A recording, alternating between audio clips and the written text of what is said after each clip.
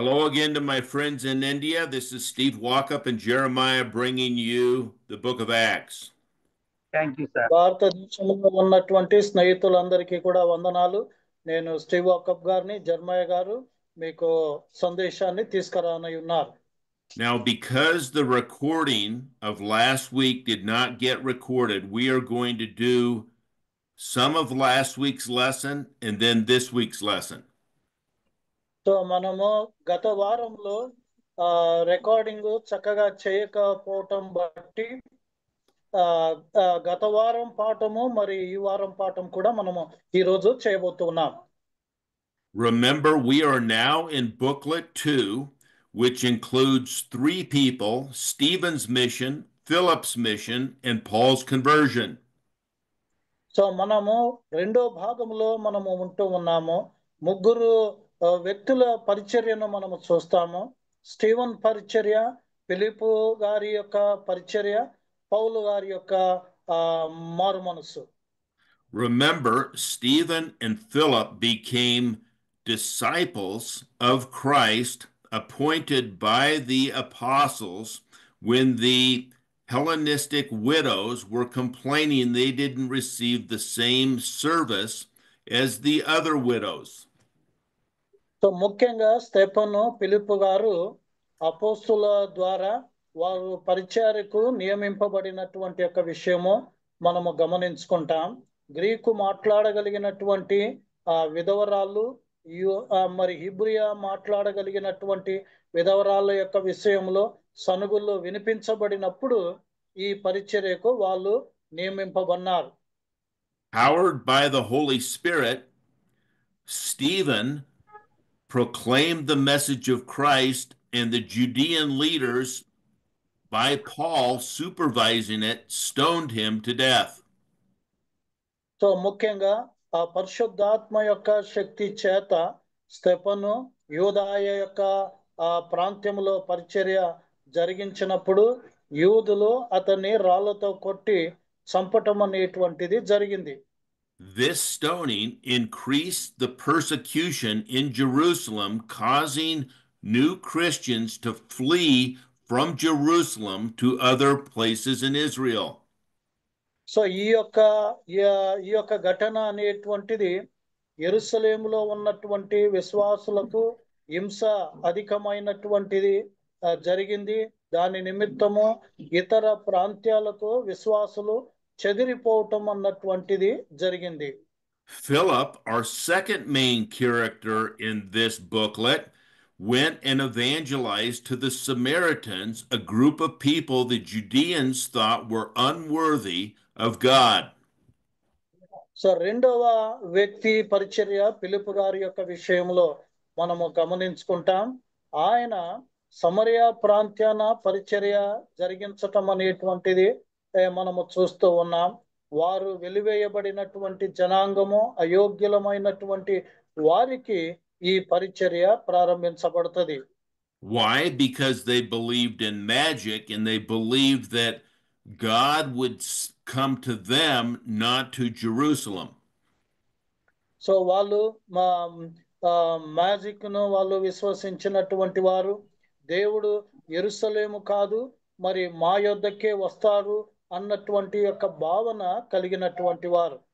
But even though the Samaritans had some sinful habits like following sorcerers like Simon, they were open to the message of Christ, more open than the Judeans in Jerusalem. So ముఖ్యంగా యెరూషలేములో ఉన్నటువంటి యోధాయుల కంటే సమరయుల వాళ్ళు మంత్ర తంత్రాలను అనుసరించేటువంటి వారుగా, Simon లాంటి వారు మరి వెంబడించగలిగినటువంటి వారుగా ఉంటారు. Many of them believed, and message got back to the apostles, Peter and John in Jerusalem, who went up and laid hands on them, and when they did, the Holy Spirit came upon these Samaritans who believed. So అనేకులు సమరయాలో సువార్తను విశ్వసించారు. మరి పేతురు, యోహాను వారు యెరూషలేము నుంచి సమరయాకు వచ్చి చేతులుంచి ప్రార్థించినప్పుడు వాళ్ళు పరిశుద్ధాత్మను పొందారు. Now, this was a major surprise to the Judeans because they believed the Samaritans were half-breeds unworthy of God's grace and mercy. So ఈ యొక్క ఘటన అనేటువంటిది గొప్ప ఆశ్చర్యాన్ని వింతను కలిగించినటువంటిది యూదులకు. ఎందుకనగా సమరయులు దేవుని యొక్క కృపకు మరి దేవుని యొక్క ఆశీర్వాదాలకు వారు అపాత్రులు అయోగ్యులు అన్నటువంటి భావనలో ఉన్నారు. But they could not deny God had shown grace and mercy to these Samaritans because Peter and John witnessed the Holy Spirit coming upon them just as they had come upon the Judeans in Acts chapter 2 at Pentecost. So పంచాశతమ రోజు యూదులపైకి అపోస్తుల కార్యము 2వ అధ్యాయములో ఏ విధంగా పరిశుద్ధాత్మ దేవుడు వచ్చాడో అదే విధంగా సమరయుల పైన మరి పరిశుద్ధాత్మ రావటం అనేటువంటిది జరిగినటువంటి యొక్క విషయం. Now you would think that after this miracle happened where the Holy Spirit came upon them, that Philip would stay and disciple these people so they would stay on the right track. So ఆ పరిశుద్ధాత్మ దేవుడు దిగి రావటం బట్టి అక్కడ వాళ్ళు విశ్వాసులుగా మార్చబడటం బట్టి ఆ ఫిలిపు అక్కడనే ఉండి వాళ్ళను శిష్యులుగా తయారు చేయటానికి తలపెట్టినటువంటి యొక్క విషయము మనము గమనించుకుంటాం. Instead, we had an angel, that is a messenger of God, come and tell Philip, you're not to stay here anymore. You're to go down to the desert and meet someone I want you to meet.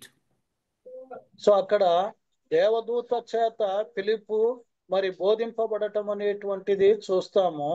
అక్కడ నీవు ఉండాల్సినటువంటి యొక్క పని లేదు, అయితే నీవు ఎడారికి నీవు వెళ్ళాలి, నీవు చేయాల్సినటువంటి యొక్క పనిని చూపిస్తానని చెప్పి దేవదూత మరి బోధించారు. So the Philip is in Samaria where everything is fruitful and many believers have come to believe and God's word is fruitful, but now an angel is telling him to go to the Gaza road, which is south in the desert where nothing is growing. So ముఖ్యంగా సమరయాలో Philip ద్వారా పరిచర్య మరి అభివృద్ధి చెందుతూ ఉంది, ఫలభరితంగా ఉన్నది. చాలా మంది విశ్వాసులుగా మరి మారినటువంటి యొక్క విషయము, మరి దేవుని యొక్క వాక్యము అక్కడ ఫలించబడుతూ ఉన్నటువంటి పరిస్థితుల్లో మరి గాజాకు దక్షిణ భాగమైనటువంటి గాజా మార్గాన వెళ్ళమని చెప్పి ఆ దేవదూత చేత బోధింపబడటం మనం గమనించుకుంటాం. And it so happens that an Ethiopian eunuch who was returning from Jerusalem was on that road of Gaza. So Ethiopia నుంచి వచ్చినటువంటి నపుంసకుడు యెరూషలేము నుంచి గాజాకు తిరిగి వెళ్తూ ఉన్నటువంటి యొక్క విషయము చూస్తాం. We saw that this eunuch was an African eunuch, well educated and good with finances, as he was very high in Queen Candace's authority. So ఆయన ఆఫ్రికా దేశస్థుడై ఉంటూ ఉన్నాడు, ఉన్నతమైనటువంటి విద్య కలిగినటువంటి వాడు, ఆర్థిక విషయంలో నిపుణత కలిగినటువంటి వాడుగా, చాలా నమ్మకమైనటువంటి ప్రభావము కలిగినటువంటి యొక్క వ్యక్తిగా మనము గమనించుకుంటాం. Unfortunately, because when he was a eunuch, he was blemished.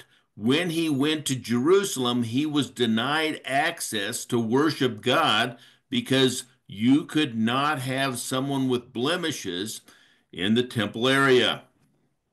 So అతడు యెరూషలేముకు ఆరాధన కొరకు వెళ్ళినప్పుడు యోదాయ యొక్క చట్ట శాసనాల ప్రకారము అతడు దోషి అయి ఉన్నాడు, అంగదోషమై ఉన్నాడు గనుక మరి ఆరాధనకు దేవునికి మరి ఆయన దూరముగా మరి ఉండటము, అందుబాటులో రాకపోవటం అనేటువంటిది జరిగినటువంటి యొక్క విషయం.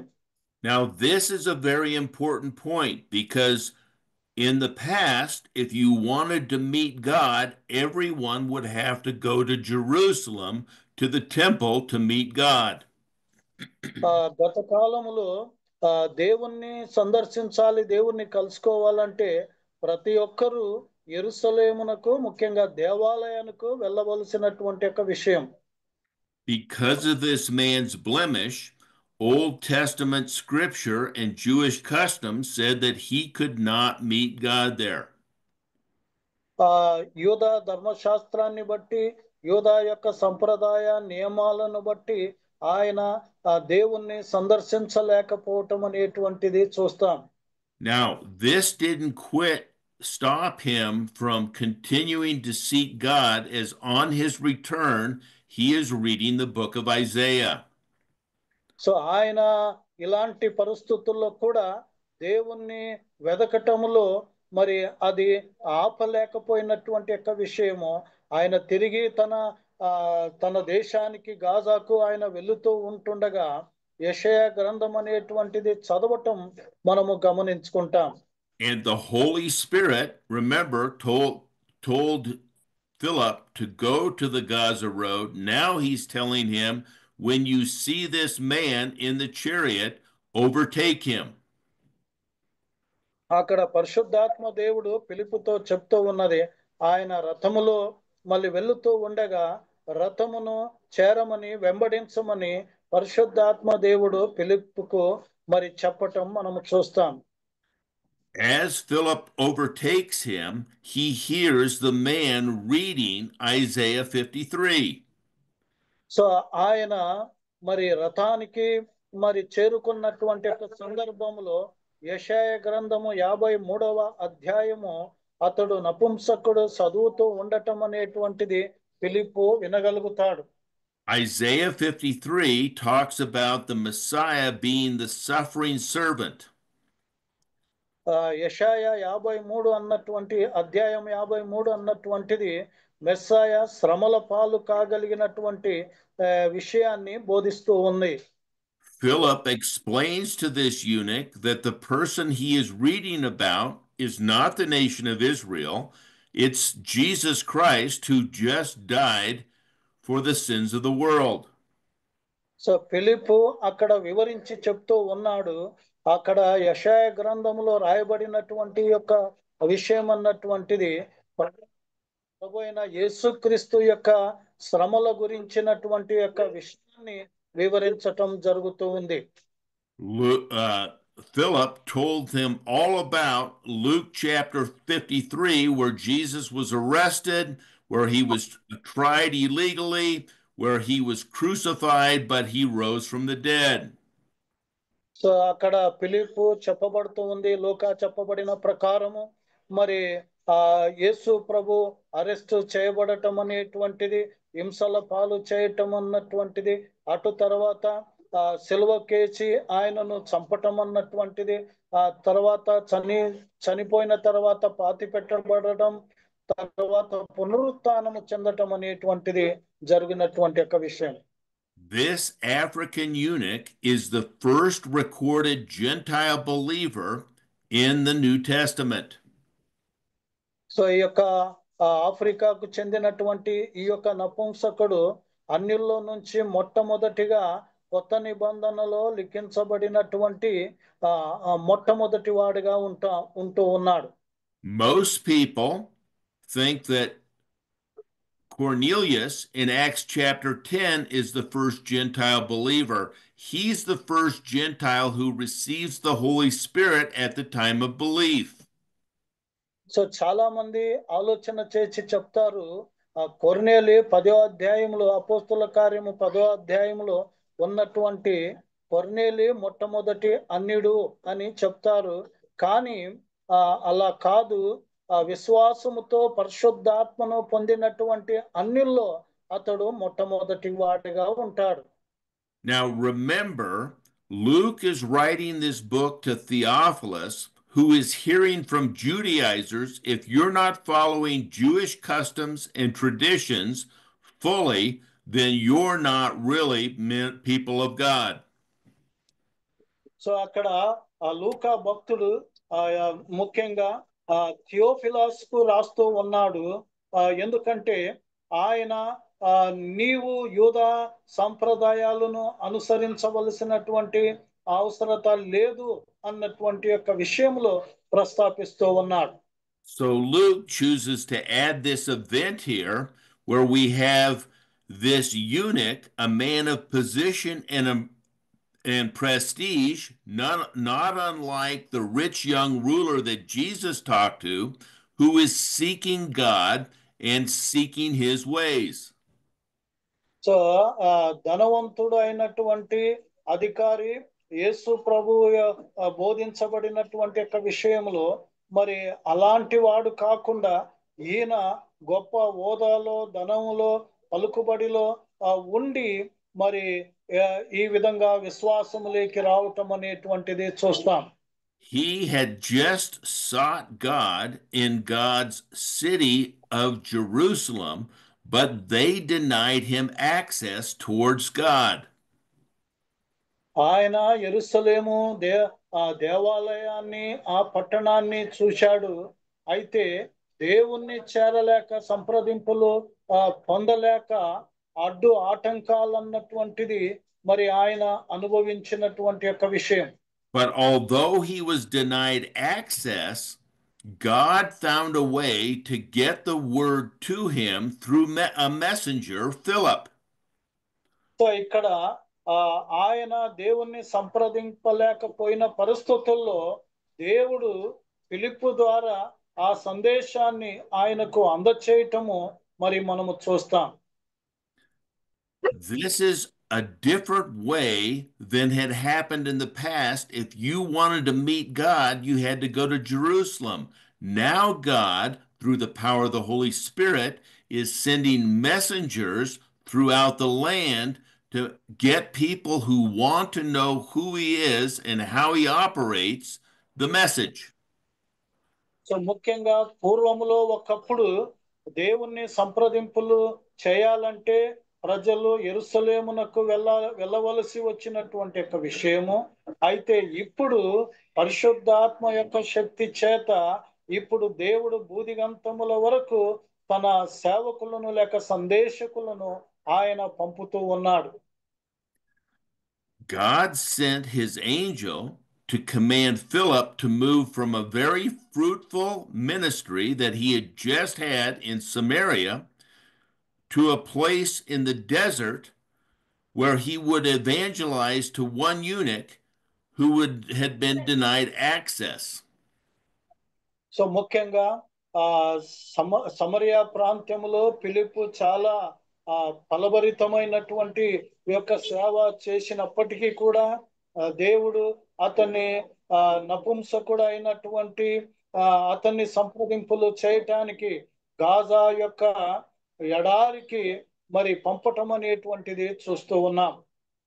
Luke is emphasizing to Theophilus and ultimately to us that God now reveals himself through his word, just like we're studying it right now, not through miracles or through a certain place. We don't have to go to Jerusalem to meet God. So ఇప్పుడు లూకా ద్వారా దేవుడు ఆ యొక్క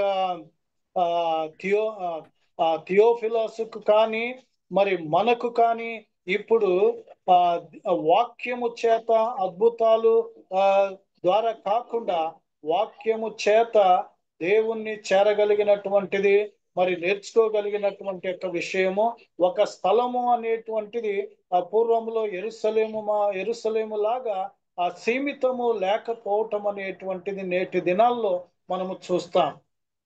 As Jesus declared to his disciples in Acts 1:8, God's word has moved from Jerusalem to Judea to Samaria and toward the farthest parts of the earth. So అపోస్తుల కార్యము 1వ అధ్యాయము 8వ వచనములో యేసు ప్రభు ఆయన యొక్క సమాచారం అనేటువంటి యెరూషలేమును యూదాయలోను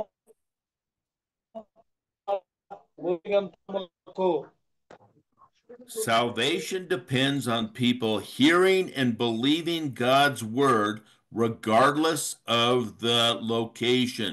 This is a severe blow to the Judaizers' argument. So ఇక్కడ రక్షణ అనేటువంటిది ఏదో ఒక ప్రాంతానికి మరి సరిహద్దులతో ముడిపడినటువంటి యొక్క విషయము కాదు. ఎక్కడైనా సరే సువార్త వినటము విశ్వసించటములో మరి ముడిపడినటువంటి యొక్క విషయం.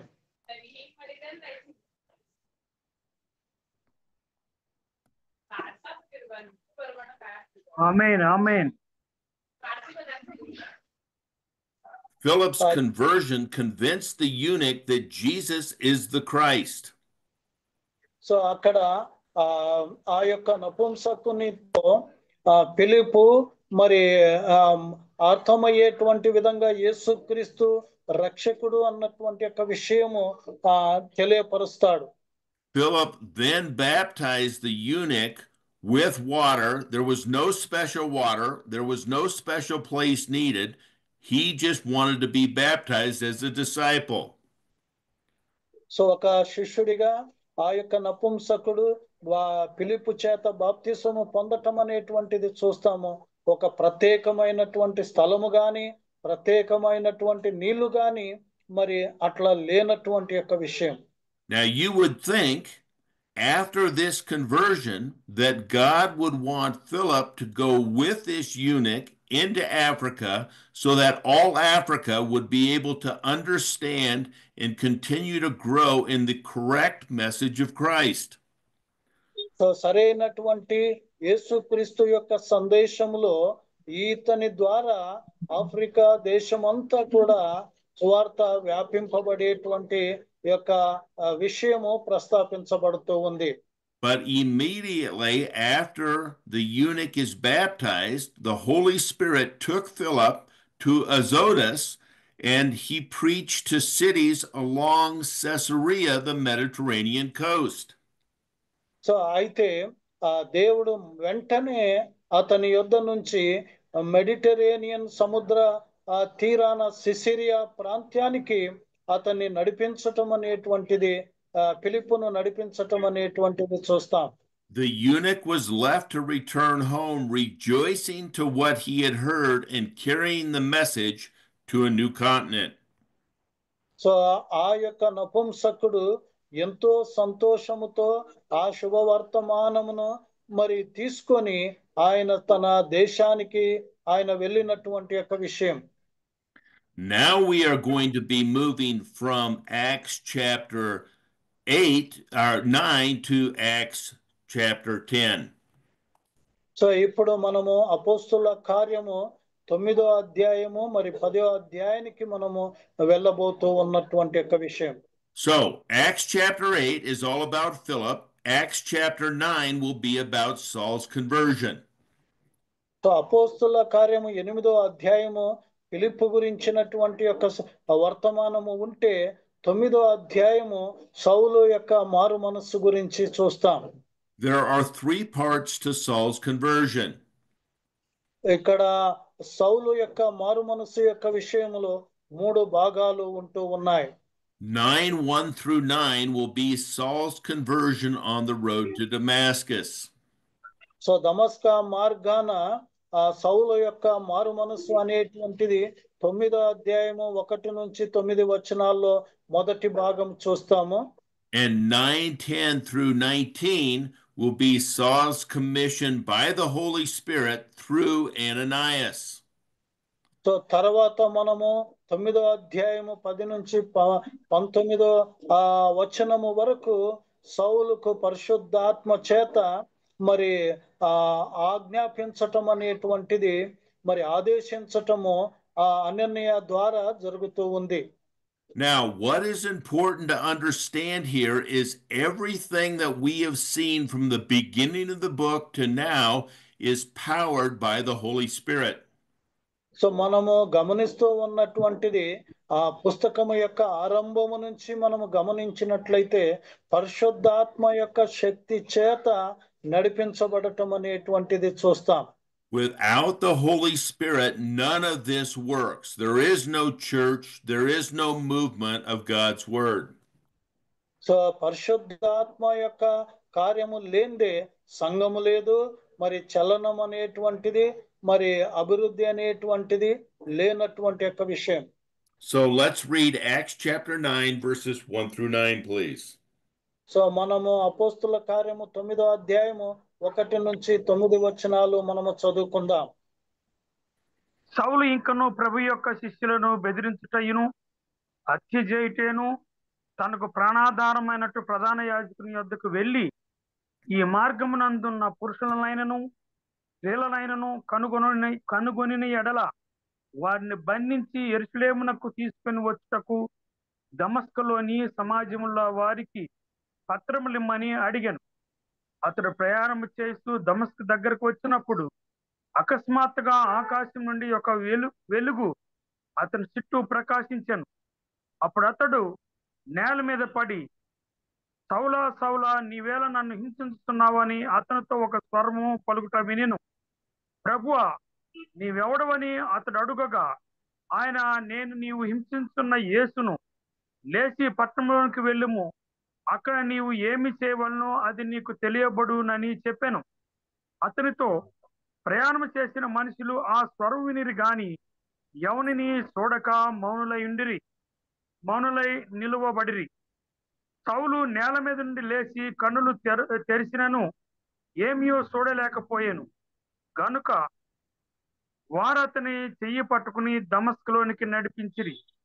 అతడు 3 దినములు సూపు లేక అన్నపానములేమీ పుచ్చుకొనకుండెను. ఆమేన్.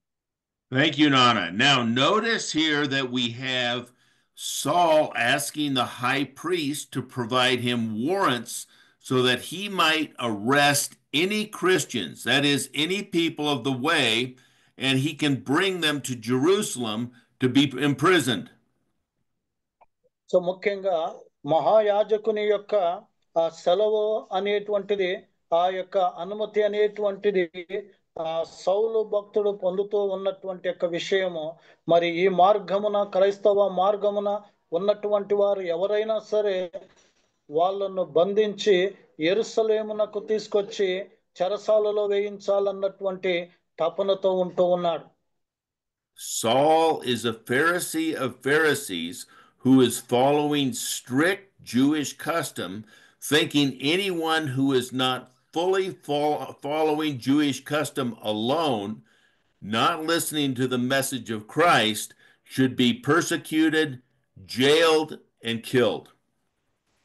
సో ముఖ్యంగా సౌలు పరిసయ్యుల యొక్క పరిసయ్యుడుగా మరి అనేటువంటిది, మరి ఆ యొక్క విషయంలో ఎవరైతే మరి ధర్మశాస్త్రాన్ని, పరిసయ్యుల యొక్క చట్టాన్ని అనుసరించకపోతారో మరి వాళ్ళను బంధించటం అనేటువంటిది ఆయన ఉద్దేశము కలిగి ఉంటూ ఉన్నాడు.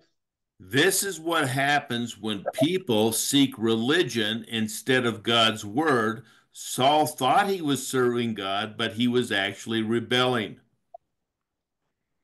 సో వాస్తవంగా సౌలు నిజంగా దేవుణ్ణి కాదు కానీ మరి వెదకటము, సేవించటం అనేటువంటిది, మతం అనేటువంటిది అలా చేస్తూ ఉన్నది.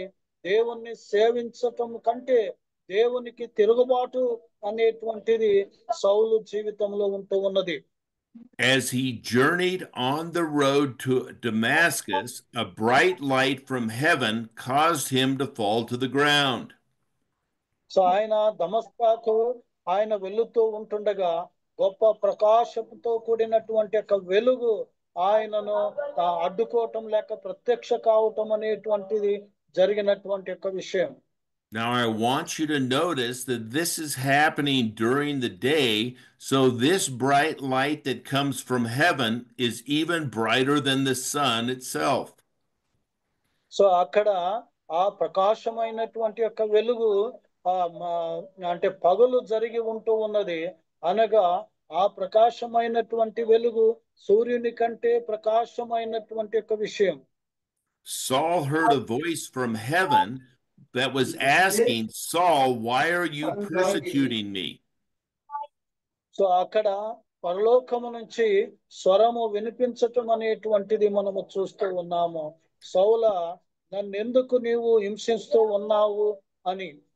Now, the question is, who is Saul persecuting? Is he persecuting Jesus or is he persecuting the church? So అక్కడ ప్రశ్న ఏమిటనగా సౌలు యేసుక్రీస్తును హింసిస్తూ ఉన్నాడా లేకపోతే సంఘాన్ని హింసిస్తూ ఉన్నాడా? Let's turn to Ephesians chapter 5 and read verses 1 through 2, please. So మనము ఎఫెసీయులకు రాసినటువంటి పత్రిక 5వ అధ్యాయము 1 నుంచి 2 వచనాలు మనము చదువుకుందాం. కావున మీరు ప్రియులైన పిల్లల వలె దేవుని పోలి నడుచుకునిడి. క్రీస్తు మిమ్మును ప్రేమించి పరిమళ వాసనగా ఉండుటకు మన కొరకు తన్ను తాను దేవునికి అర్పణగాను బలిగాను అప్పగించుకొనెను. అలాగుననే మీరును ప్రేమ కలిగి నడుచుకునిడి. ఆమేన్. And read verses 23 and 24 of Ephesians chapter 5, please. అదే విధంగా ఎఫెసీయులకు రాసిన పత్రిక 5వ అధ్యాయము 23, 24 వచనాలు కూడా మనము చదువుకుందాం. క్రీస్తు సంఘమునకు శిరసై ఉన్నలాగున పురుషుడు భార్యకు శిరసై ఉన్నాడు. క్రీస్తే శరీరమునకు రక్షకుడై ఉన్నాడు. సంఘము క్రీస్తు నాకు లోబడినట్లుగా భార్యలు కూడా ప్రతి విషయంలోనూ తమ పురుషులకు లోబడే వలెను. So Jesus is saying here that when Saul is persecuting the church, Saul is persecuting Jesus because Jesus is the head of the church. So ఇక్కడ సౌలు సంఘాన్ని హింసిస్తూ ఉన్నాడు. అయితే యేసుక్రీస్తు అంటూ ఉన్నాడు యేసుక్రీస్తును హింసిస్తూ ఉన్నటువంటి యొక్క విధంగా, ఎందుకనగా సంఘమునకు శిరస్సు యేసుక్రీస్తు అయి ఉంటూ ఉన్నాడు. Now notice Saul asks the Lord, who is it that he's talking to? So అక్కడ సౌలు అడుగుతున్నాడు, ప్రభువా నీవెవరు అని అడుగుతూ ఉన్నాడు.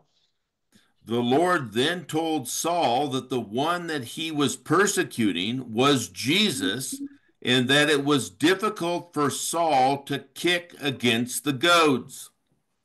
సో ఇక్కడ యేసు ప్రభు మాట్లాడుతూ ఉన్నటువంటి యొక్క విషయము, నీవు హింసించేటువంటి యొక్క క్రీస్తుడును యేసును అని ఆయన అంటూ ఉన్నాడు.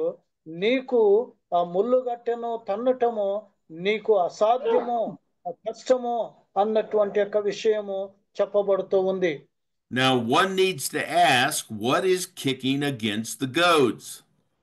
సో ఇక్కడ ముళ్ళుగట్టెకు విరుద్ధంగా తన్నటం అన్నటువంటిది ఏంది అని ఒకరు అడిగి తెలుసుకోవాల్సి ఉన్నటువంటి యొక్క విషయం. Well, the goads here in this illustration is God's word.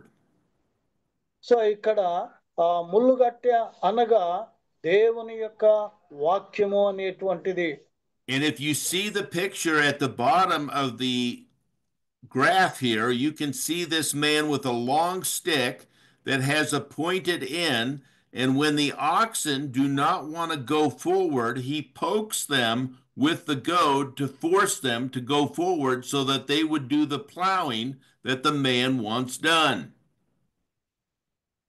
So ఇక్కడ మనము ఈ యొక్క చిత్రపటము మనము చూడగలుగుతాము.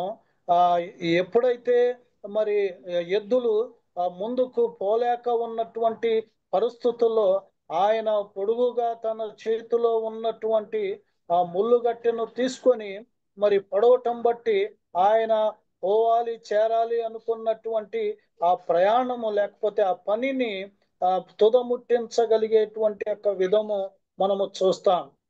Because the oxen don't want to move forward, and because the oxen don't like to be pricked by the sharp point, they kick against the person putting the goad there.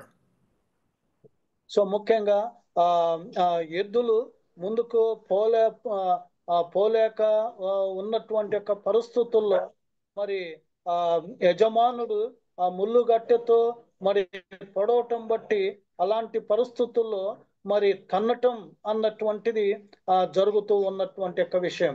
Notice that the goad is very long so that when the oxen kicks, he won't harm the person. He'll just be kicking and uselessly be kicking because he'll keep getting poked until he does the job. So ముఖ్యంగా ఈ ఎద్దుకు పోలేనటువంటి స్థితిలో మనసు ఉన్నప్పుడు మరి ఆ యొక్క ముళ్ళుగట్టెతో పొడిచినప్పుడు ఆ యొక్క విషయంలో వెనక్కి ఆ ముళ్ళుగట్టెను తన్నటం బట్టి ఏమి ప్రయోజనము ఉండదు. బదులుగా తనకే అధికమైనటువంటి ఈ యొక్క నొప్పి అన్నటువంటిది మనము చూస్తాం. So the point is, the oxen can kick all he wants. He's going to continue to get poked until he does the job that the master wants him to do to plow the land. So ముఖ్యంగా దున్నటానికి ఉద్దేశము కలిగినటువంటి రైతు లేకపోతే యజమానుడు ఆ పని అయిపోయేంత వరకు కూడా మరి ఆ ముళ్ళుగట్టెతో పొడవటం అనేటువంటిది నిరంతరము సాధించేంత వరకు చేయగలిగినటువంటిది. అయితే ఎద్దు ఒకసారో రెండు సార్లు మరి తన్నగలుగుతుంది, కానీ అది ప్రయోజనం అనేటువంటిది ఉండనేరదు దానికి. Likewise, Jesus is telling Paul, you are useless. It is vanity for you to kick against God's word, which I have brought, because it's going to overcome whatever you do.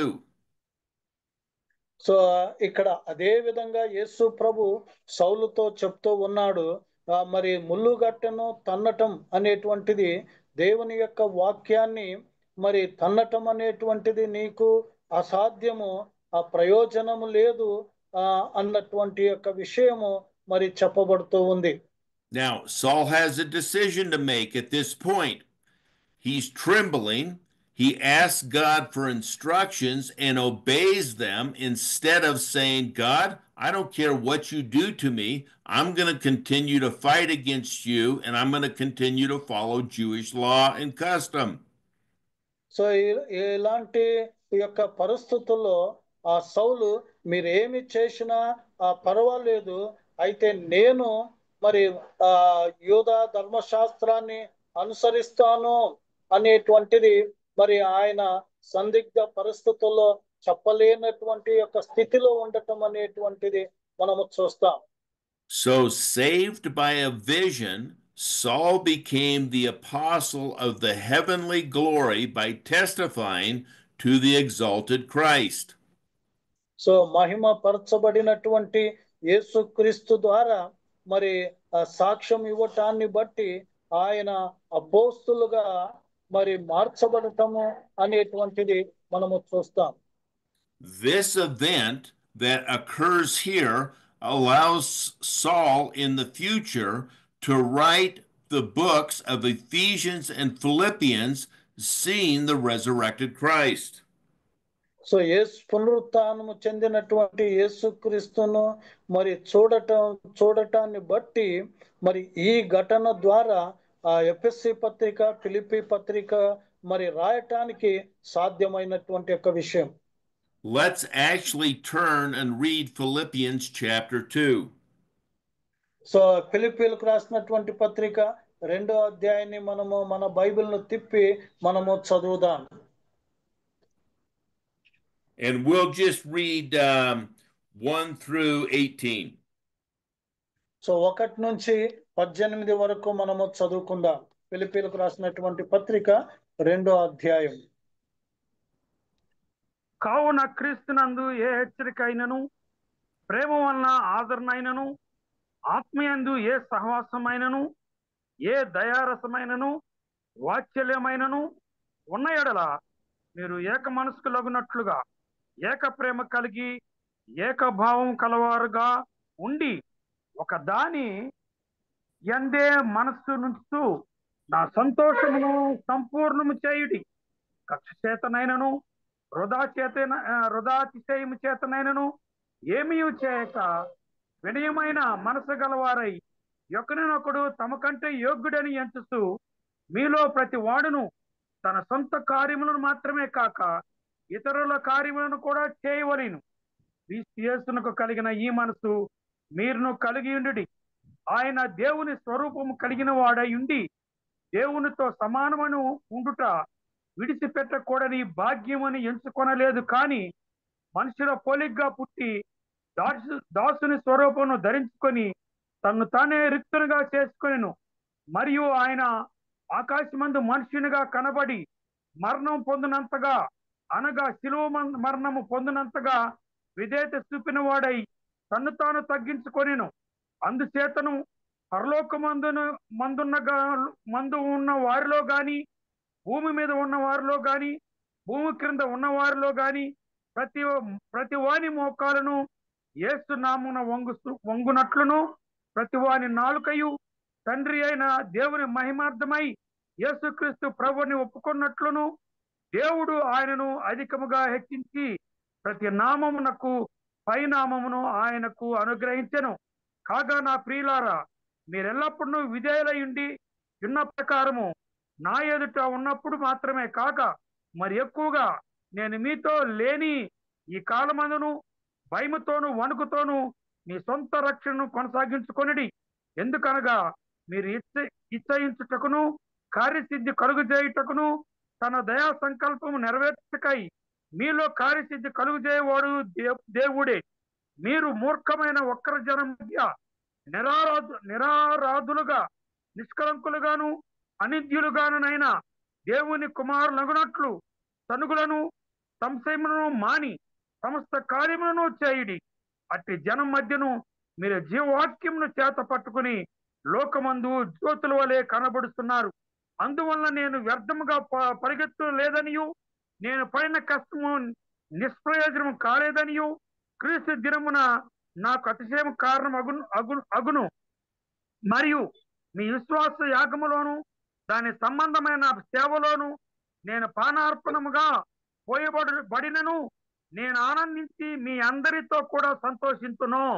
ఇటువలేనే మీరును ఆనందించి నాతో కూడా సంతోషించుడి. ఆమేన్.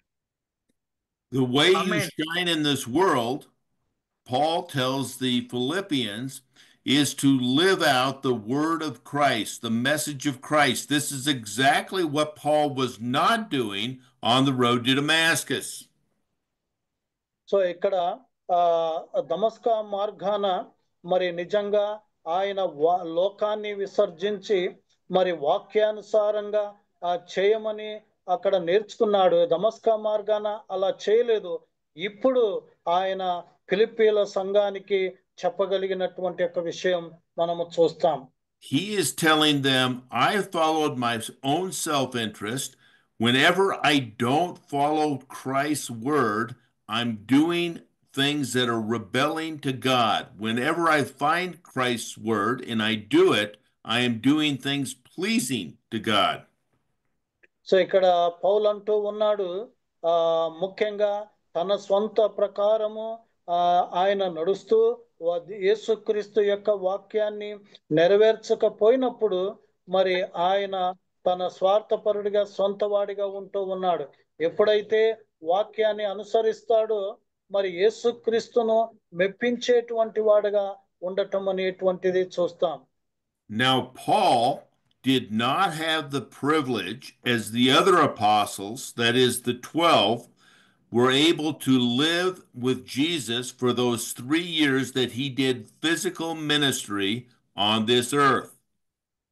సో ముఖ్యంగా ఇతర 12 మంది ఆ శరీర సంబంధమైనటువంటి 3.5 సంవత్సరము ఆయనతో మరి ఆ తరబేతి అనేటువంటిది, ట్రైనింగ్ అనేటువంటిది మరి పొందినటువంటి వారిలాగా ఈయనకు ఆ అవకాశము మరి లేకుండా పోయినటువంటి ఒక విషయం. They had a greater witness to his earthly ministry and to his death and resurrection than Saul did. So ముఖ్యంగా వాళ్ళు యేసుక్రీస్తు యొక్క పునరుత్థానము, మరణము గురించి మరి ఈ భూ సంబంధమైనటువంటి మరి పరిచర్యను వాళ్ళు చక్కగా మరి గొప్ప సాక్షులుగా ఉండటం అనేటువంటిది మనము చూస్తాం. But Jesus is going to allow Saul to be an apostle also, as Saul saw Jesus in his resurrected state, just as the other disciples did, and he is going to instruct him for 3 years in Arabia, just like he did to the other apostles during the 3 years on this earth. యేసు ప్రభు ఈ భూలోకాన ఉన్నప్పుడు ఏ విధంగా 3 సంవత్సరాలు ఆ శిష్యులకు తరబేతి ఇచ్చాడో అలాగనే ఆ సౌలును అపోస్తులుగా మరి చేస్తూ ఉన్నాడు. మరి ఆ పునరుత్థానము చెందిన తర్వాత ఆ సౌలుకు ప్రత్యక్షమైతూ ఉన్నాడు. ఏ విధంగా ఇతర అపోస్తులు యేసు ప్రభును చూశారో ఆ విధంగా సౌలు మరి చూడటం అనేటువంటిది అరేబియా ఆ యొక్క ప్రాంత్యమందు ఆ అరణ్యమందు 3 సంవత్సరాలు అతనికి మరి ఇతర అపోస్తుల వలె తరబేతి ఇవ్వటం అనేటువంటిది జరుగుతూ ఉంది. Now notice when Saul is blinded, after Jesus gets Saul's attention, he asks Jesus what Jesus wants him to do. Jesus says, "Go to Damascus and wait for instructions."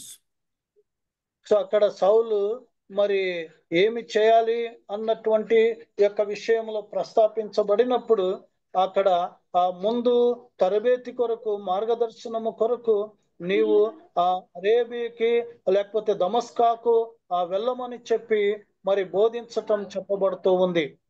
Notice that this is exactly what Jesus told the 11 apostles to do, is go to Jerusalem and wait for the Holy Spirit to give them instructions. So అక్కడ ఆ 11 మంది అపోస్తులకు యేసు ప్రభు చెప్పినటువంటి విధంగా పరిశుద్ధాత్మ కొరకు యెరూషలేమునకు వెళ్ళి వేచి ఉండమని చెప్పిన విధంగా ఇక్కడ ఆ పౌలుకు చెప్పటం అనేటువంటిది చూస్తూ ఉన్నాం.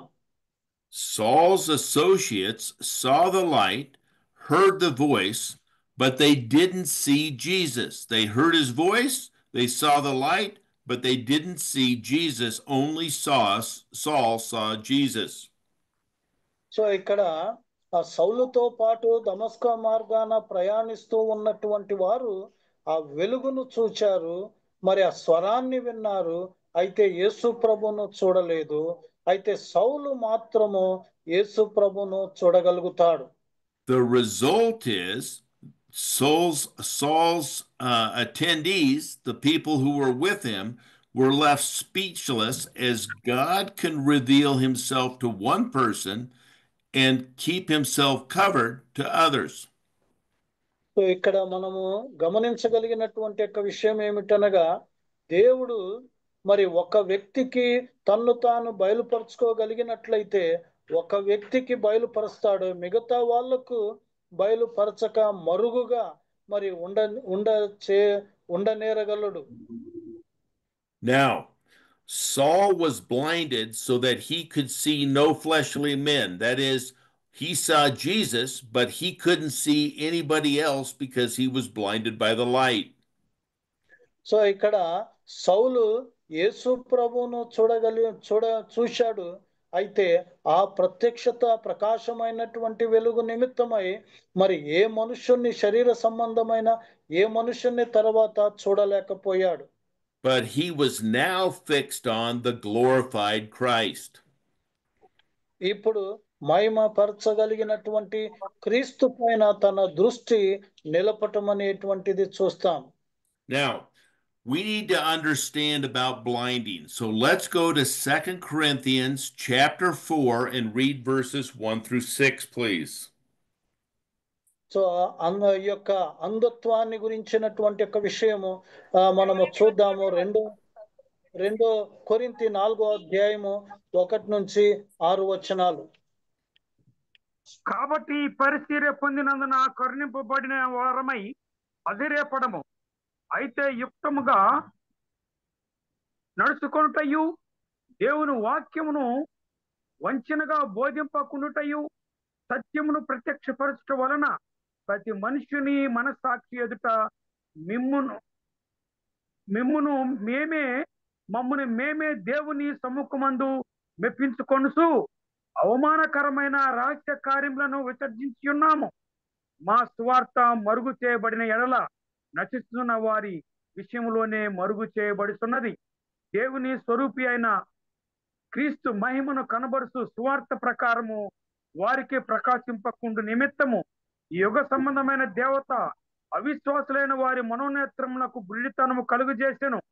అంధకారములో నుండి వెలుగు ప్రకాశించెను గాక అని పలికిన దేవుడే తన మహిమను గుర్చిన జ్ఞానము యేసు క్రీస్తునందు వెల్లడిపడుటకు మా హృదయములలో ప్రకాశించెను. కనుక మేము మమ్మును గూర్చి ప్రకటించుకొనలేదు గాని క్రీస్తు యేసును గూర్చి ఆయన ప్రభు అనియు మమ్మును గూర్చి మేము మీ పరిచారకులమనియు ప్రకటించుచున్నాము. ఆమేన్. Okay, so now we see there are two ways to blind people. So ఇక్కడ రెండు విధాలుగా ప్రజలకు అంధత్వం అనేటువంటిది కలుగ చేయబడుతూ ఉంది. In verse 3 and 4 here, we see that the God of this age, and the God of this age that they're using, that's Satan, and he is blinding people by putting blinders over the truth so they can't see it. So ఇక్కడ 3-4 వచనాల్లో మనము గమనించినట్లయితే ఈ లోకపు దేవుడు మరి అనగా సాతాను సత్యాన్ని వెరుగకుండా అంధకారం అనేటువంటిది కలుగ చేస్తూ ఉన్నాడు.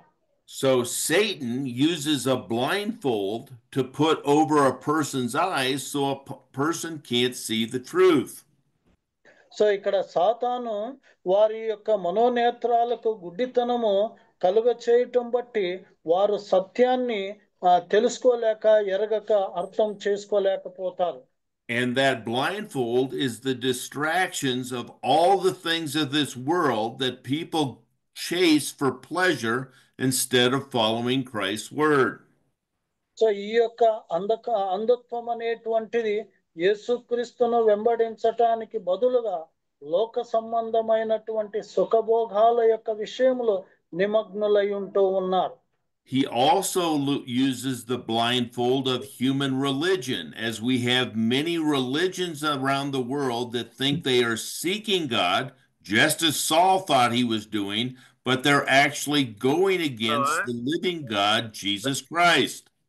రెండోదిగా ఆ లోకమంతా కూడా చాలా మతాలు మరి ఉంటూ ఉన్నాయి. ఆ మతాలు మరి అంధత్వము అనేటువంటిది కలుగ చేస్తూ ఉన్నాయి.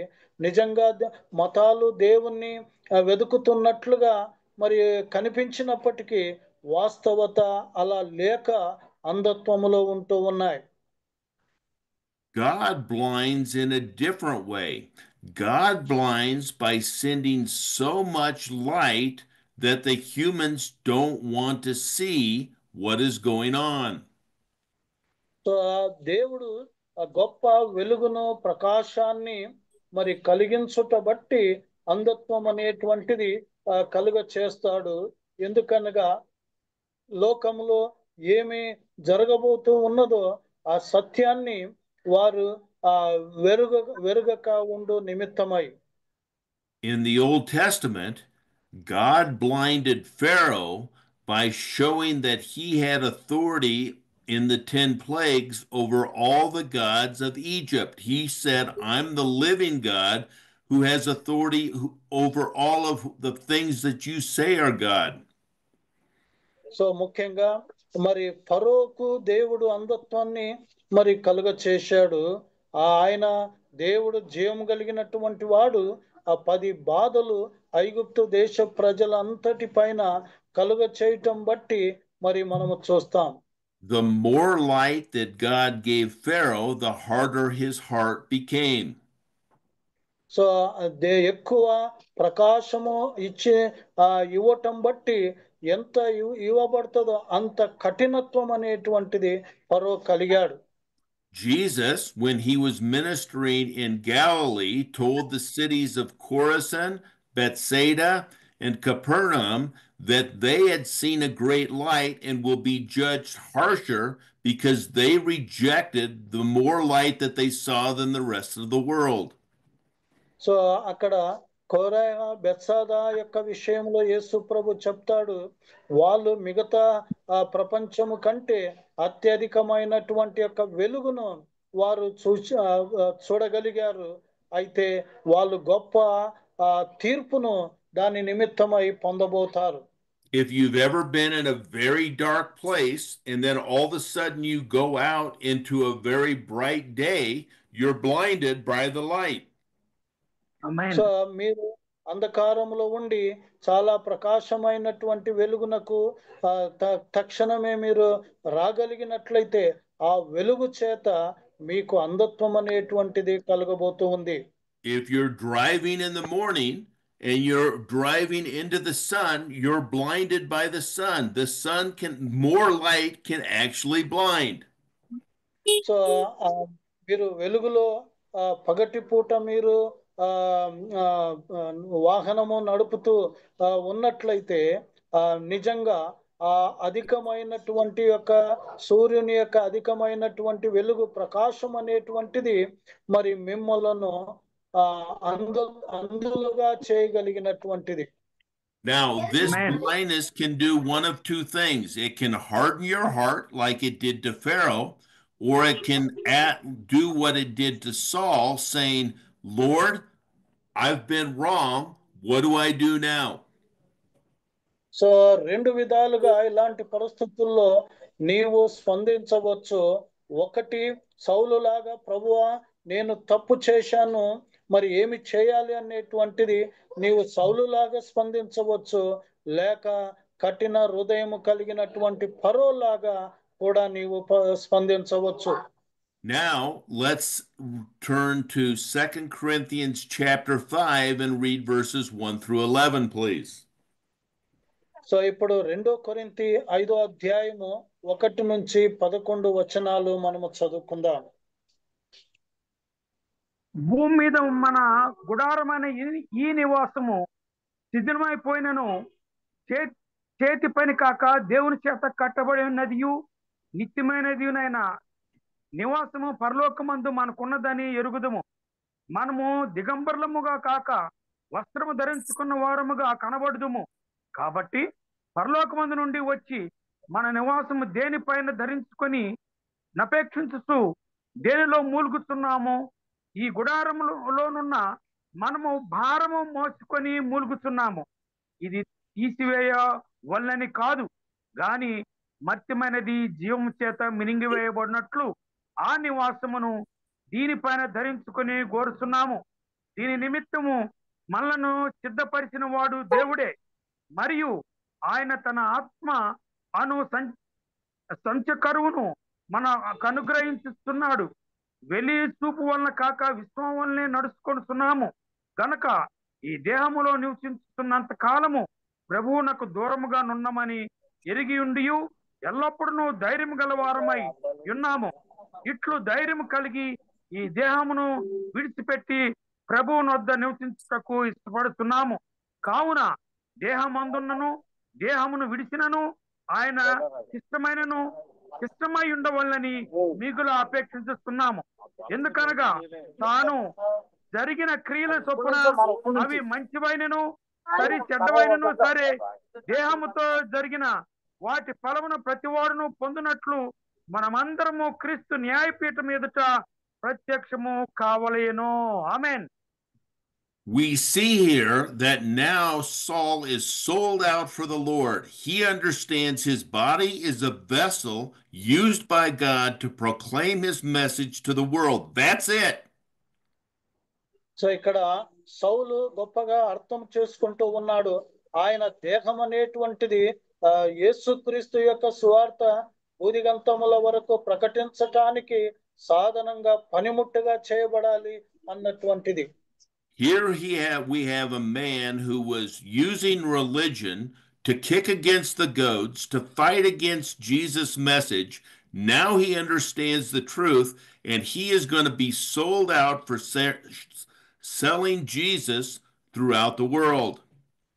సో ఇక్కడ ఒక వ్యక్తి మతాన్ని ఉపయోగించుకోవటం అనేటువంటిది దేవునికి వ్యతిరేకంగా, ఆ ముళ్ళుగట్టెకు వ్యతిరేకంగా తన్నటం అన్నటువంటి యొక్క స్వభావము నుంచి ఇప్పుడు మార్చబడి యేసుక్రీస్తును తన శరీరమందు భూదిగంతముల వరకు ప్రకటించటానికి సాధనమైనటువంటి ఉద్దేశించినటువంటి వాడుగా మనము చూస్తూ ఉన్నాం. So let's read Philippians 3:1 through 14, and see that Paul says all his credentials as a human being, as a religious man, mean nothing compared to Christ. యేసుక్రీస్తుకు పోల్చినట్లయితే మతపరమైనటువంటి యొక్క వ్యక్తి మరి ఎందుకు పనికిరానటువంటి ప్రయోజనము లేనటువంటి వ్యక్తిగా మరి కనిపించటం అనేటువంటిది మనము చూస్తాము. మనము ఫిలిప్పీయులకు రాసినటువంటి పత్రిక 3వ అధ్యాయము 1 నుంచి 14 వచనాలు చదువుకుందాం. మెట్టుకు నా సహోదరులారా, ప్రభువునందు ఆనందించుడి. అదే సంగతులను మీకు రాయటం నాకు కష్టమైనది కాదు, మీకు అది క్షేమకరము. కుక్కల విషయమై జాగ్రత్తగా నుండుడి, దుష్టులైన పని వారి విషయమై జాగ్రత్తగా ఉండుడి, ఈ సేదను ఆచరించు వారి విషయమై జాగ్రత్తగా ఉండుడి. ఎందుకనగా శరీరమును ఆస్పందం చేసుకొనక దేవుని యొక్క ఆత్మ వలన ఆరాధించుతూ క్రీస్తు యేసునందు అతిశయపడుతున్న మనమే సున్నతి ఆచరించు వారము కావలేనంటే నేను శరీరమును ఆస్పందం చేసుకొనవచ్చు. నన్ను మరి ఎవడైనను శరీరమును ఆస్పందం చేసుకొనదలిసిన ఎడల నేను మరి ఎక్కువగా చేసుకోనవచ్చును. 8వ దినమున సున్నతి పొంది తిని ఇజ్రాయేల్ వంశం వాడనై బెన్యామీను గోత్రములో పుట్టి హెబ్రీయుల సంతానమైన హెబ్రీయుడనై ధర్మశాస్త్ర విషయంలో పరిశీర్యుడనై ఆసక్తి విషయంలో సంఘమును హింసించువాడనై ధర్మశాస్త్రం వల్ల నీతి విషయంలో అనిద్రునై ఉంటుని. అయినను ఇవేవి నాకు లాభదాయకమై ఉండినో వాటిని క్రీస్తు నిమిత్తము నష్టముగా ఎంచుకుంటుని.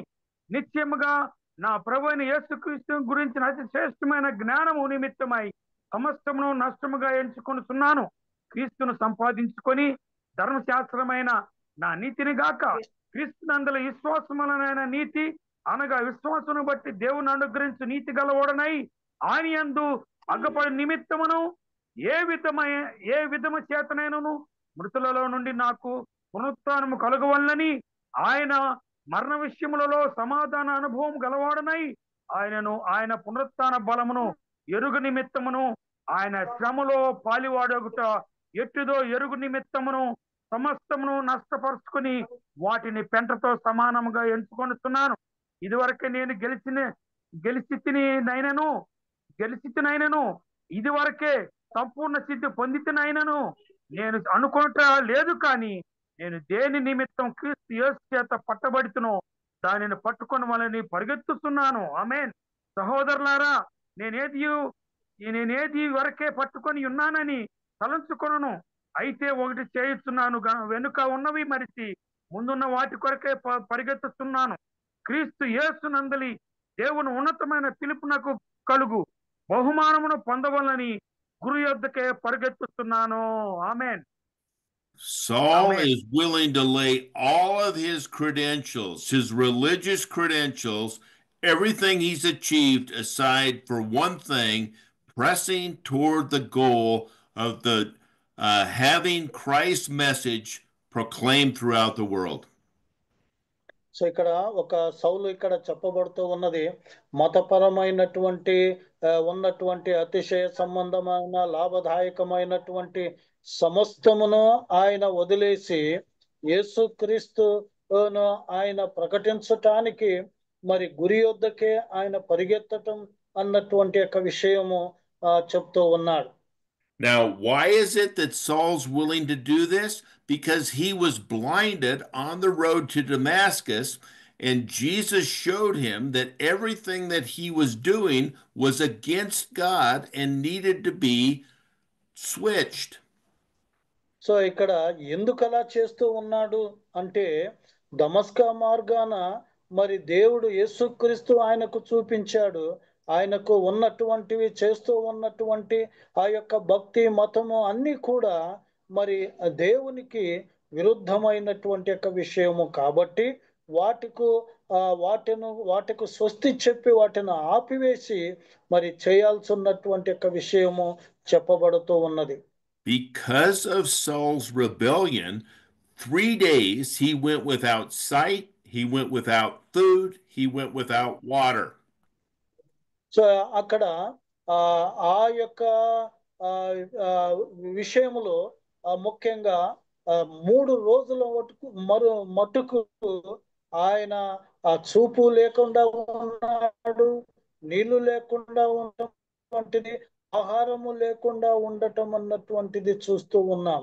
Now, you may not think that this is a big deal, but for Saul, a man who had so much influence, who had so much power, to not even be able to walk without seeing, he had to be held by the hand, to not be able to eat and to not be able to drink.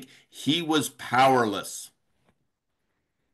So పౌలు ఎంతో ఆ ప్రభావితము కలిగినటువంటి గొప్ప బలము కలిగినటువంటి వాడుగా మరి ఉన్నటువంటి యొక్క ఆ సౌలు మరి బలహీనుడిగా మరి మార్చబడటం అనేటువంటిది చూస్తూ ఉన్నాము.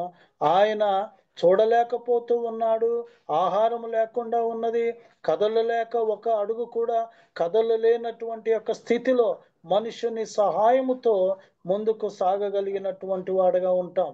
Now, Jesus is going to commission another person who is outside of Jerusalem, Ananias, to be the one who will restore Saul. So ఇక్కడ ఆ యెరూషలేము యొక్క బయట ఉన్నటువంటి మరి యొక్క సేవకుడు అనన్య అన్నటువంటి అతని ద్వారా ఆజ్ఞాపించటం లేక ఆదేశించటం అనేటువంటిది మరి చెప్పబడుతూ ఉంది.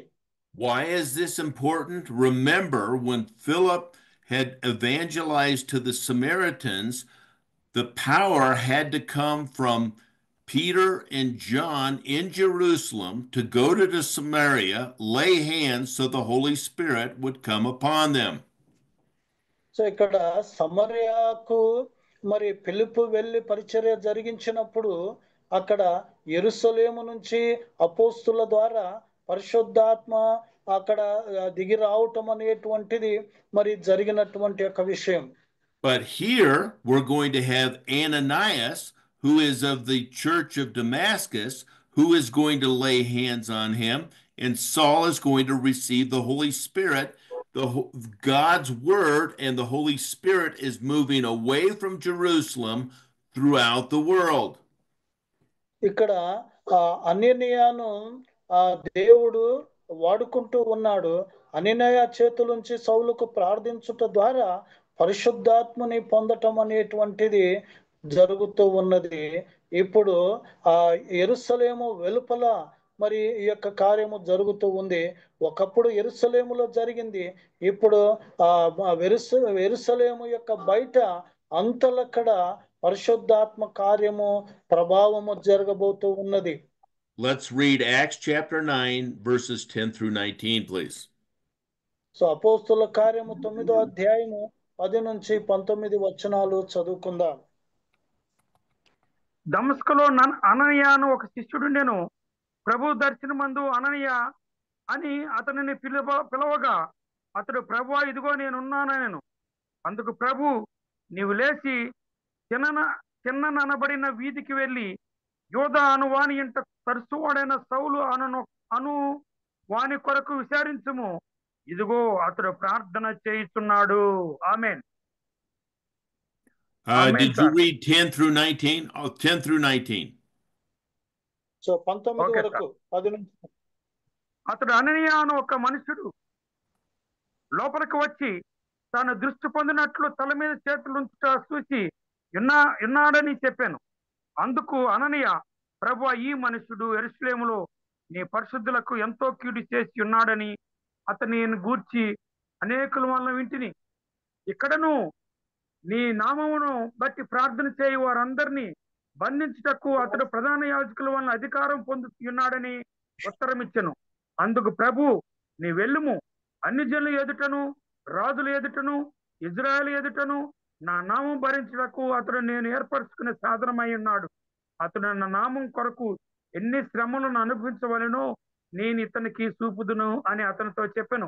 అననీయ వెళ్ళి ఆ ఇంటి ప్రవేశించి అతని మీద చేతులుంచి సౌలా సహోదరుడా, నీవు వచ్చిన మార్గంలో నీకు కనబడిన ప్రభుని యేసు నీవు దృష్టి పొంది పరిశుద్ధాత్మతో నింపబడినట్లు నన్ను పంపి ఉన్నాడని చెప్పాను. అప్పుడే అతని కన్నుల నుండి పొరలు వంటివి రాలగా దృష్టి కలిగి లేచి బాప్తిసం పొందెను. తర్వాత ఆహారము పుచ్చుకొని బలపడెను. పిమ్మట అతడు దమస్కులోనున్న శిష్యులతో కూడా కొన్ని దినములుండెను. వెంటనే సమాజ మందిరంలో యేసు దేవుని కుమారుడని ఆయనను గూర్చి ప్రకటించి వచ్చెను. వినిన వారందరూ విభ్రాంతి నొంది యెరూషలేములో ఈ నామమును బట్టి ప్రార్థన చేయి వారిని నాశనం చేసిన వాడే కాడా వానిని బంధించి ప్రధాన యాజకుల ఎదుగు కొనిపోవుటకు Just through 19. చాలు. Okay sir. Okay. Notice here, as he did with Saul, now Jesus is speaking to Ananias in a vision. So ఇక్కడ సౌలుతో ఏ విధంగా మాట్లాడాడో అదే విధంగా దర్శనము ద్వారా అననీయతో దేవుడు మాట్లాడటం అనేటువంటిది చూస్తూ ఉన్నాం. In God's sovereignty, Jesus is speaking one place to Saul on the road to Damascus and another place to Ananias at the same time, and telling these two he wants them to be part of his plan. So ఇక్కడ ఒకే కాలంలో ఒకే సందర్భంలో యేసుక్రీస్తు సార్వభౌముడిగా మరి దమస్కాలో ఉన్నటువంటి మార్గాన ఉన్నటువంటి సౌలుతో మాట్లాడుతూ ఉన్నాడు. అదే సందర్భంలో అననీయతో కూడా మాట్లాడుతూ ఉన్నాడు. ఆ సౌలు దేవుని యొక్క ప్రణాళికలో ఉన్నాడు అనేటువంటిది తెలియపరుస్తూ ఉన్నాడు.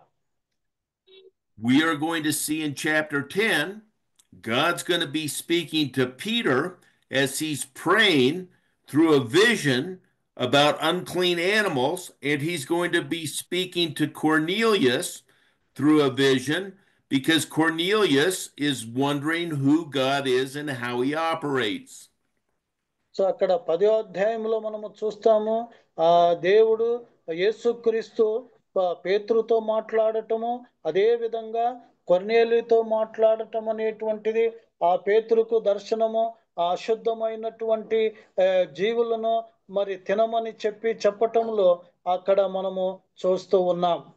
God is working through different people in the same time frame in order to get his plan moving forward.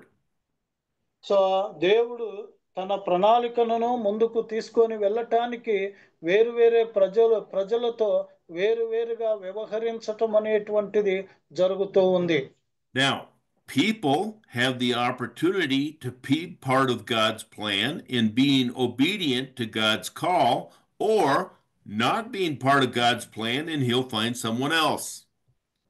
So ఇక్కడ ఆ ప్రజలకు అవకాశం ఉంది దేవుని యొక్క ప్రణాళికల్లో మరి తోడ్పడటం, విధేయత చూపటం అనేటువంటిది, లేకపోతే అవిధేయత ప్రణాళికలో లేకపోవటం అన్నటువంటి ఒక విషయం. Notice we have Ananias. God calls out to Ananias just as he did to Saul, but Ananias says, "Here I am, Lord." So అక్కడ ఆ సౌలుకు మాట్లాడినటువంటి విధంగానే అననీయతో యేసుక్రీస్తు మాట్లాడుతూ ఉన్నాడు దర్శనములో. మరి అననీయ అంటున్నాడు, ప్రభువా నేను ఇక్కడ ఉన్నాను అంటున్నాడు. Jesus gave Ananias detailed instructions, just as he had done with Saul, on where to find Saul and what to do. So యేసు ప్రభు వివరంగా అననీయకు మరి ఉపదేశించాడు, సౌలు ఎక్కడ కనుగొనాలి, మరి ఎక్కడ ఉన్నాడు, ఏమి చేయాలి అన్నటువంటి ఒక విషయం. Now notice Ananias, when he hears this, he says, "I'm not sure I heard you right. This Saul is the one who is killing all these people, especially Christians. Do you want me to go and meet this person who is persecuting your people?" So అననీయ యేసు ప్రభువును ప్రశ్నిస్తూ ఉన్నాడు, నేను సౌలు గురించి విన్నాను, నీ విశ్వాసులను క్రైస్తవులను హింసిస్తూ మరి ఉంటున్నటువంటి అతన్ని నేను వెళ్ళి కలవాలనా అని అడుగుతూ ఉన్నాడు. On top of that, Ananias says, the Jewish leaders have given Saul authority to jail any believers. You want me to go talk to him? He's going to put me in jail. So యూదా అధికారులు, ప్రధాన యాజకులు మరి క్రైస్తవులను జైల్లో వేయటానికి సౌలుకు అధికారం ఇచ్చారు. అలాంటి వాణ్ణి నేను కలుసుకోవాలనా, నేను సంప్రదింపులు చేయాలనా, నన్ను జైల్లో వేయటానిక అని అడుగుతూ ఉన్నాడు. Now, here's a very important point that Luke is making. ఇక్కడ చాలా ముఖ్యమైనటువంటి ఒక అంశాన్ని లూకా భక్తుడు ప్రస్తాపిస్తూ ఉన్నాడు. Ananias was focused on Saul's ability to persecute Christians, not Jesus and his authority to overcome the situation. ఇక్కడ అననీయ సౌలు యొక్క సామర్థ్యం క్రైస్తవులను హింసించటానికి కలిగినటువంటి సామర్థ్యాన్ని గురించి ఆయన చూస్తూ ఉన్నాడు. కానీ మరి యేసుక్రీస్తు యొక్క అధికారము ఎవరినైనా కానీ మార్చగలుగుతుంది, తారుమారు చేయగలుగుతుంది అని ఆయన అధికారాన్ని చూడటం లేదు. This is just like when Peter got out of the boat and started walking to Jesus in the storm, and the waves became so big, overwhelming, that he lost his focus on Jesus, focused on the circumstance, and started to drown. So ఇక్కడ పేతురు ఏ విధంగా నీటిపైన యేసు ప్రభువును దృష్టి ఉంచి మరి నడవగలిగాడో, ఎప్పుడైతే పరిస్థితుల పట్ల తన యొక్క దృష్టి మళ్లించాడో మరి మునిగిపోవటానికి ప్రారంభించబడటం చూస్తాం. Once you put your focus back on Jesus' authority, you're back on track. So ఎప్పుడైతే యేసుక్రీస్తు యొక్క అధికారం పైన మనము దృష్టి ఉంచుతామో, మనము చక్కగా ఆయన ప్రణాళికలోకి మనము రాగలుగుతాం.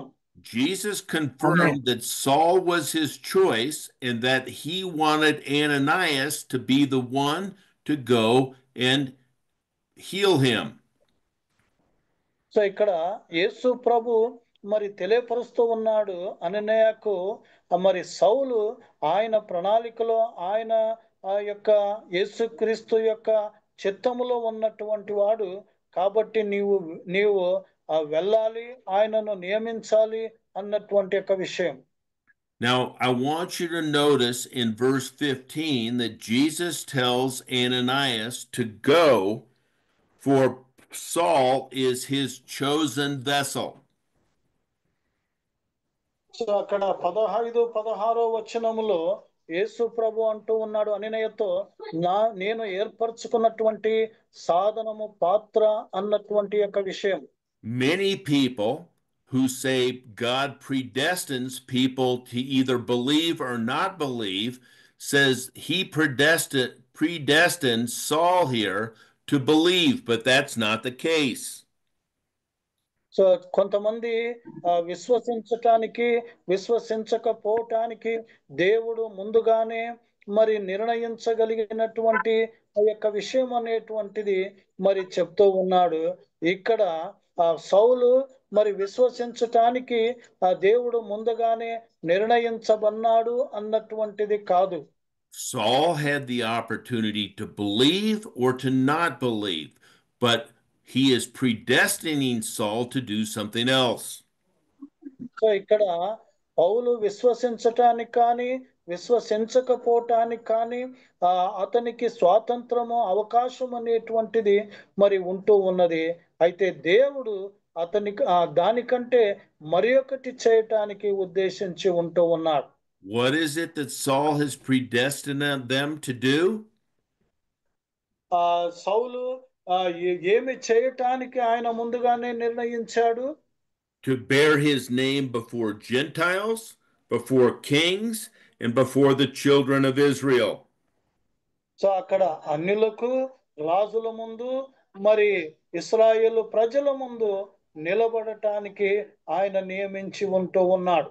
God never predestines someone to eternal life. That's each person's individual belief.